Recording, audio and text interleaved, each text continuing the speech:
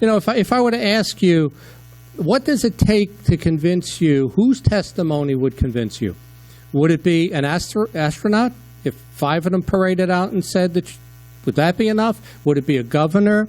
Or would it be 2 presidents? What would it take for you to believe that it's real? Now, I think you all believe it's real. That's why you're here. But what does it take for the media, mainstream media, to actually cover this phenomenon? And it's actually incredible, what I'm going to tell you, and they totally ignore it. This guy's in charge of a dozen Minuteman nuclear missiles. And he comes forward and he says that he got it there underground, gets a call from the guard base, there's a UFO sighting, and by the way, there was one a week earlier at another Air Force base. I'm talking about Malmstrom, but Minot Air Force Base a week earlier had the same situation happen. And so now why wouldn't you believe the captain of the nuclear base who's got the ability to launch nuclear missiles? But yet he comes out and says this UFO came to the gate, was hovering. The guards called in saying, what do we do? Do we fire on it? Do we shoot it down? It's over a nuclear base. And they said, no, don't shoot. And all of a sudden, the 12 Minutemen missiles shut down. They don't have a shutoff switch. They shut down. So again, they're showing us they can do anything they want. They can fly over the nation's capital. You can't shoot them down. They can fly over your military bases, and if you think you're going to nuke them or shoot them down, they shut the nuclear missiles off. So these 8 people come and tell their tale. In Minot Air Force Base, I think that's Nebraska, what happened was it came over the base. It opened the 20-ton door to the missile. And they left. They can't explain how that bay door opened, to fire the missile. But that was the UFOs doing it. It's telling us they can do whatever they want. Do you know the story on James Forrestal, who was Secretary of State or Secretary of Defense, James Forrestal? Are you familiar with that story? Well, when he got involved with MJ-12, he was shown the evidence, the extraterrestrials, the Roswell crash. What the folklore is that there was one alive. It made a connection with him. He wanted to come forward and tell the truth. Okay? And they committed him to Bethesda Naval Hospital. And then when his brother showed up, because they can't legally commit him to the hospital for and just hold him there. His brother showed up and he said, I'm coming back tomorrow, and we're checking my brother out of here. We're checking James Forrestal out of here. That night, Forrestal committed suicide, jumped out the 12th floor window, and other people say he was thrown out the window. So that's the story of James Forrestal, who wanted to come forward with this whole UFOs and tell the truth as to what happened with Roswell. Now, you talk about evolution, right? Is it evolution? Or is it some form of genetic engineering? Because I can tell you that Cro-Magnon was around for only 10,000 years. That's not evolution. You don't pop up in the middle. So, when I went to school, they told me that there were, apes and chimps, and then you became a hominid, and from that you became a Neanderthal, who was really strong but not very smart, and then from that you became Cro-Magnon, which was a little bit like us, stood upright, was smarter, killed all the Neanderthals, and then we became these human beings really at the end of the Ice Age. That's what I was taught in school. Well, that's not the way it works, because Cro-Magnon was there from 20,000 BC to 10,000 BC. How did he pop up? And that's not evolution. I don't believe, I think there is a form of evolution, And Linda Moulton Howe made a comment at the hearings this week that she believes that they have been here since the dinosaurs, which makes you think about the creatures on this planet. Is this a petri dish where they populated the planet with dinosaurs, then a natural disaster wiped them out, then they populated them with something else, and they get to us? I don't believe... I think there's probably some form of evolution to a point.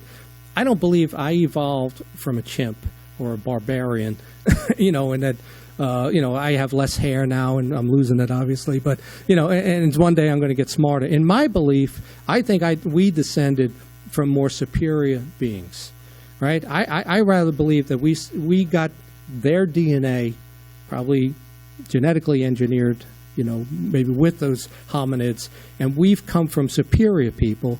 And even you could go to religious side. We came from God, right? I don't believe that I came from a chimp or a baboon or some barbarian, and I'm moving forward, and every year, every 20 years, we're a better, smarter species. If anything, we're de-evolving right now, and we're not getting smarter. And I think we all latently have this ability, and some people have abilities, right? They can move things, they can read minds, they can sense things, they can see the future. It's in all of us. That's that 97% DNA, which they call junk, and it's not junk. It's not junk. It's there for a reason. So in my world, I came from more superior creatures and have lost those abilities as opposed to evolving forward, which doesn't work. There's huge gaps in evolution. You can't show me the fossils that show the creature halfway between the other creature. There were no fossils like that. So evolution doesn't quite add up. There's the Nordic group that kind of looks like us. They're human-looking. That's what Travis Walton saw. The Travis Walton case at the end, he thought it was one of our officers that came in to save him finally. The guy looked just like us. He was about 6'6", muscular, looked like Arnold Schwarzenegger. He thought the Army came. He's saved. It was a Nordic alien. So there's a breed that looks like us, okay? Now you think about the genetic engineering. How did we jump from there to there, right? It almost sounds like experimentation until they got us right. But you have the Nordics, right? Then you have the Greys. That would be 2. You have the insect type, okay? And then you have the reptiles. That has basically been the 4 types of extraterrestrials that people talk about over the years. So here it is, 1968, 1969, 1970, the Air Force saying there's 3 or 4 different species. And I would say to you, those are the 3 or 4 different species that they're talking about. I mean, this case is referred to in this chapter as one of the best UFO cases. That's the case where the family is home, they're in Kentucky, and they were all over for dinner, they're playing cards, all of that. All of a sudden, they see something come out of the sky, didn't know if it was a meteor or whatever it was. It's green, lands in the field, kind of glowing. So they walk outside looking. All of a sudden, they see these creatures. All right? They got long arms. They're only about 3-4 feet tall, long arms, but kind of large ears. They almost look like gremlins is what they look like. And this is well documented, the case. And what they did was they grabbed their rifles, because, obviously they're in Kentucky. It was a hunting family. They grabbed their rifles, and all of a sudden the creatures start coming to the windows and the doors. They start blasting them. And in their description, they said every time they wore silver suits, every time they hit them, they kind of just bounced back up. And they even said they got the impression that they were toying with them, that we couldn't take them out. And one of the people went out front to shoot. It was on the thing above him, reached down, grabbed him, right? And the kids were hiding under the beds. This went on. And then they drove into town, got the police, and came back out and they weren't there anymore. But that case was the basis of M. Night Shyamalan's, what's it called now? Signs. Signs was based on that case. But you may not even be aware of it. The Air Force has had a space program since 1982.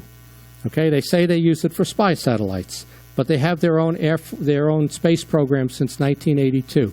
Their budget for their space program has been larger than NASA's budget since 1982. They get $9 billion a year on their Air Force space program. They fly something called the X-37B. All right? It's a smaller drone, remote control version of the space shuttle. Now, think about this. President Obama shut down the space program, about 2 years ago, year and a half ago, and he challenged NASA to come up with a better version and a bigger version of what to do, right? But now I'm looking at this, and I could have shown you the pictures of it. You got a smaller drone space shuttle that the Air Force has been using for years. Did you know about that? another document that came out, this was kind of loosely worded, but it's interesting. In 1969, right around the same time as the end of Project Blue Book, they said, some genius said, well, we need an extraterrestrial exposure law, and they passed it. Title 14, Section 1211 of the Code of this is a federal regulation. The intent of this was for, space debris that comes down, an Apollo mission that comes down, but it was left very loosely worded that if you go near anything from outer space, right, and you touch it, first of all, they're saying it's like a hazmat.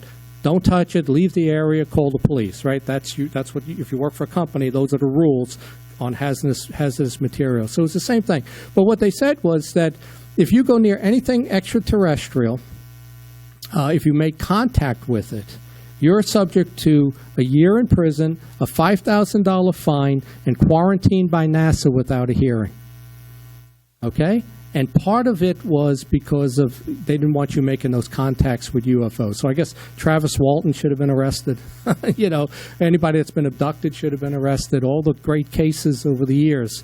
But that was a law. That was a law in 1969. And the interesting thing when you looked into it, it was overturned in 91, and they never prosecuted anybody. And it was probably some clerical person that said, hey, if you prosecute somebody for this, you're kind of admitting that UFOs are real. Because I prosecuted you for making contact with an alien. Well, what alien? They don't exist, according to it. So they overturned it.